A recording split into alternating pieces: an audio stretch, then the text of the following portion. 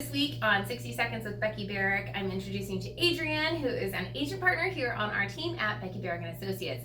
And one of the things that Adrianne and I have been running into a lot more recently is having to work through and navigate a contingent purchase. So that means that somebody has to sell their home in order to buy another home, which happens a lot, right? It does. I mean, there's a lot of people who need to sell their home to take that cash and capital to buy the next one. Yes.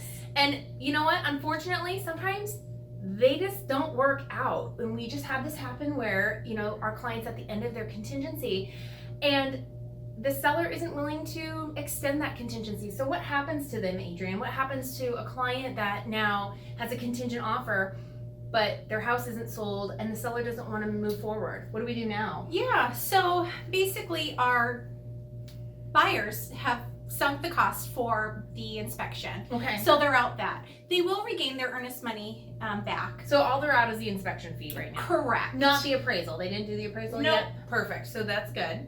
And so then what happens, if they still want to pursue that property, it's still an option, but we have to probably sell that house because the seller is not willing to move forward at this point, right? Correct. So the Okay. seller did not want to bump the Didn't want to extend the contingency.